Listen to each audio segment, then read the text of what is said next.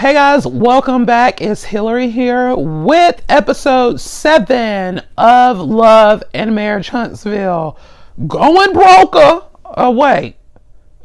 Wait, hold on one more time. And hello, welcome back for episode 7 of Love and Marriage Huntsville, Going for Broker. So we are picking up on this episode after the beautiful wedding festivities of Maurice and Kimmy. So we catch back up with everybody. We start off with Maurice and Kimmy, and they're opening up their wedding presents, and they open up Mel and Martell's present, which are 2 glass birds. Now, you know, it was very beautiful. It was very pretty, although it did almost read kind of re-giftish to me, but I guess it wasn't, because Mel posted on the Twitters a video of them buying it from wherever they bought it from.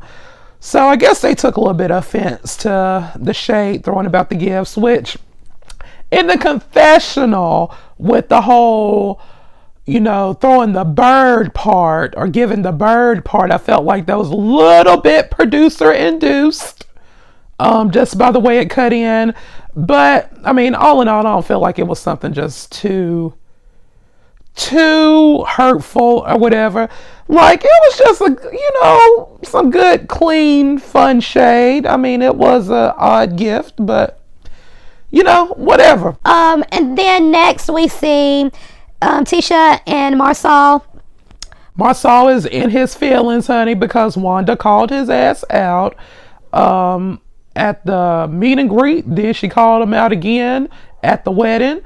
So he's still upset about that, wants Tisha to talk to her about that.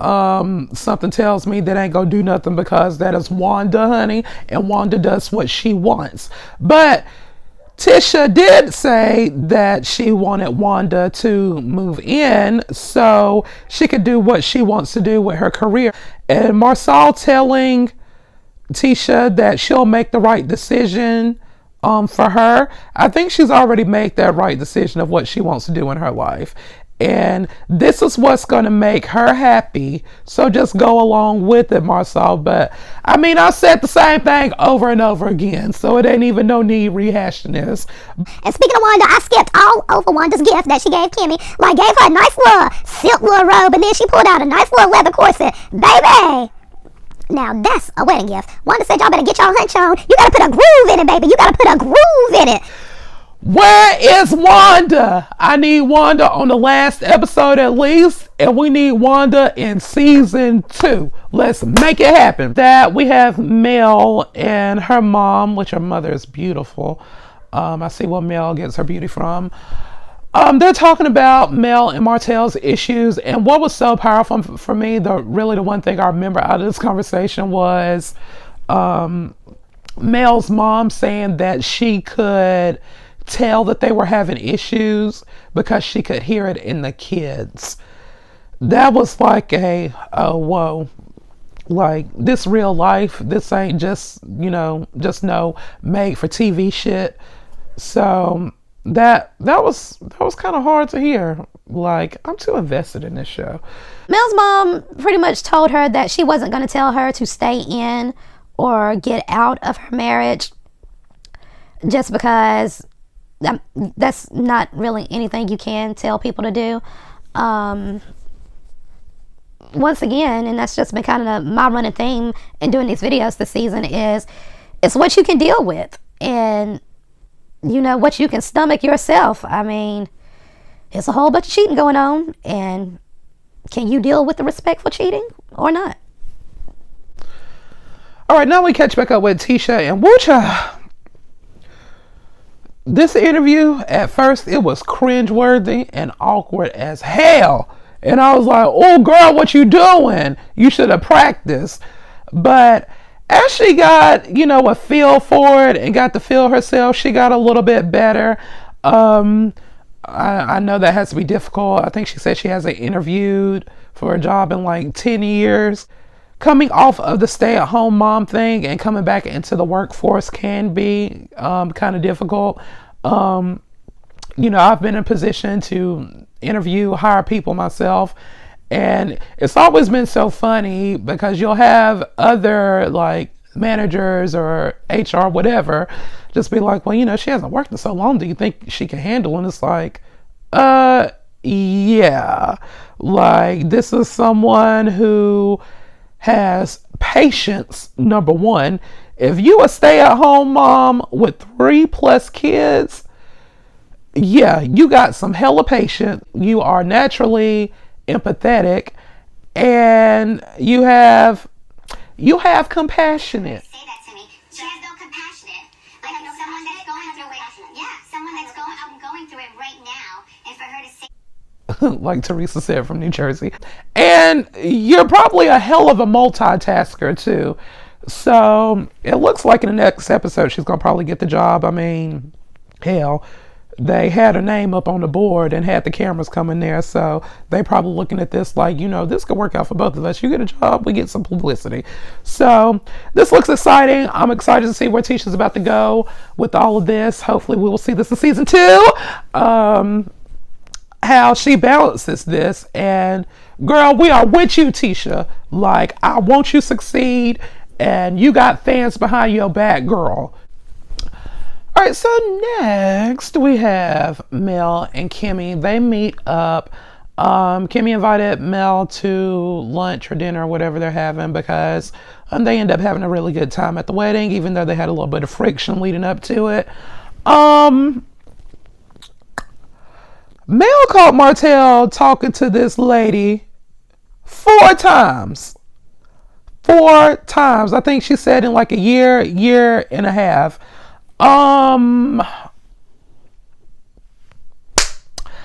I've said before that I don't think we have all the details of what's going on.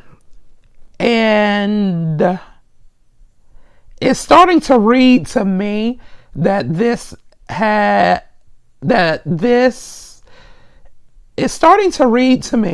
is probably a little bit more recent than we all think.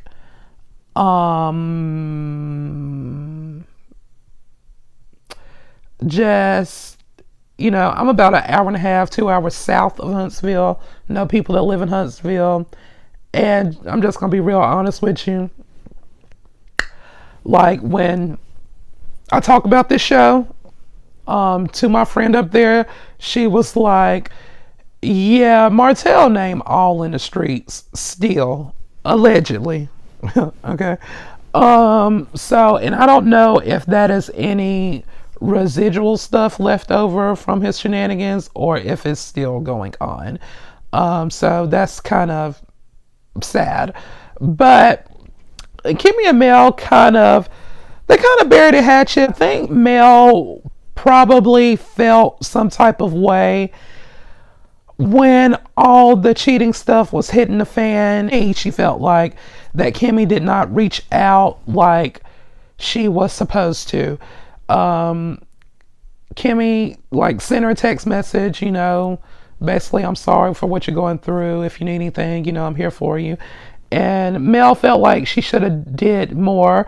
I can see Kimmy's side a little bit more on the argument just because Kimmy said they were not really talking then, and so she didn't know how to approach the situation.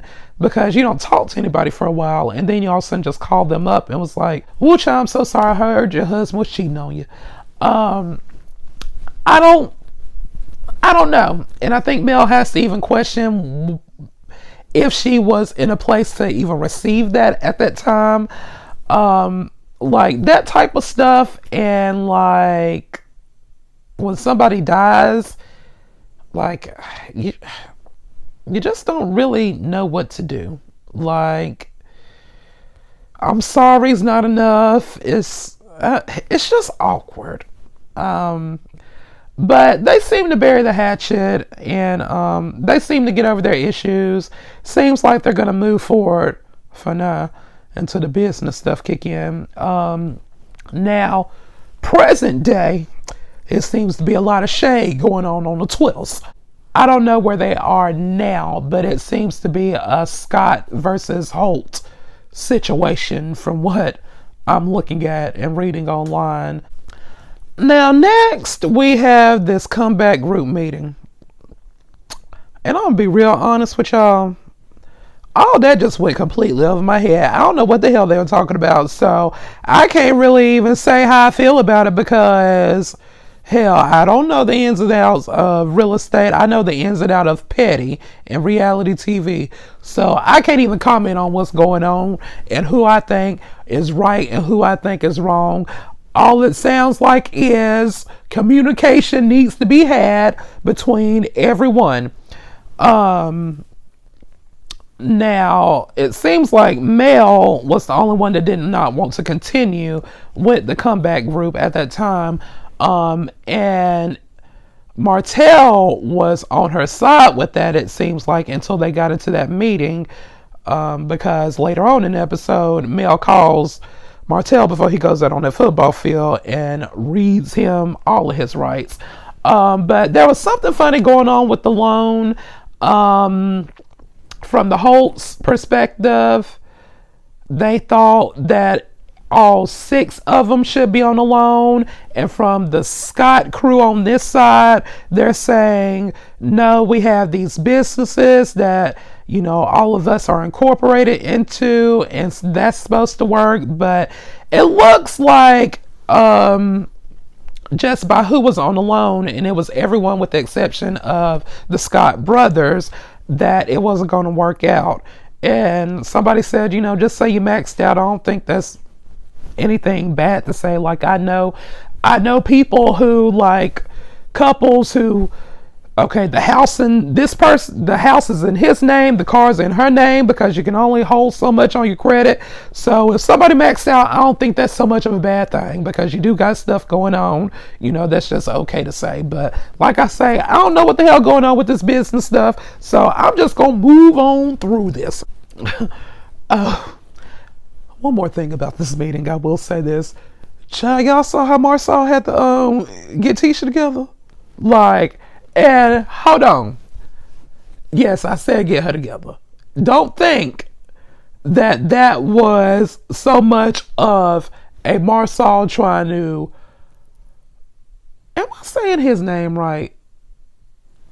I don't know. I think it's just the way I talk. Anyway. But don't think that he was just trying to, like, control her in that moment. Like, I look at Tisha completely different now after meeting Wanda, and that is Wanda's child. And Marsau probably saw the dam was about to break, and it was like, wait, hold on, get it, stay with it, don't do this. All right, so I already told y'all that Mel gave Martell the business when he got to that football field, but before she got off the phone, she said, don't break your legs, or she said, don't break your legs. And then he get on that football field. He playing quarterback. He had to let us know that. He snapped the ball. They snapped the ball, and then he do a little shook and jive, and then he say something popped. It felt like somebody kicked him in the back of his leg. Child, he think he done tore his ACL. And I was like, what kind of sorcery and witchcraft do Melanie Holt got going on? So they call Mel. Mel pays him complete dust, at least from what we can see. Because, editing is something. But Mel came, got her handsome little son, got back in the BMW and hit it. Didn't even say bye. We need to take it to the hospital. Anything. Mel was over it. That's how you know a woman is over it. When your husband is hurt and you don't give a damn in that moment. I don't know if she can give a damn if that man lived or died. Like, woo, it was cold. Like, yeah, who gonna take care of your mistress? Because clearly, Mel wasn't giving you what you need, so da-da-da-da-da. But I ain't even gonna go there because Mel seemed to be all right with her man now, and that's their business, so that's whatever. We did find out at the end, when he was getting ready to leave, and of course he couldn't walk back through that field, he left his other phone on the field. And of course the guys, Marcel and Maurice, are like, wait, hold on, why you got 2 phones now? I will say, well, first, full disclosure, I do have two phones. I have one for business, I have one for personal. Really don't need the business one so much, but it's just something I just like having two phones. Just you can send spam, hell, bill collectors to your other line, and you don't have to have all that stuff on your real line. Hey, hallelujah.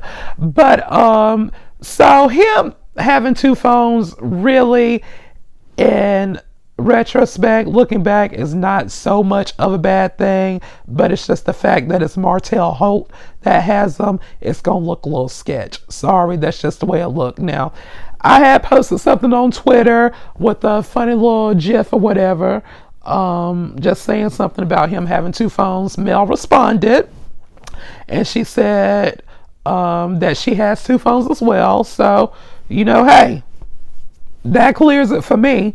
So both of them, they do have what seems to be a successful business. So that is perfectly understandable, but unfortunately, it just reads really bad on TV. But like I said, that's y'all business. If you like it, I love it.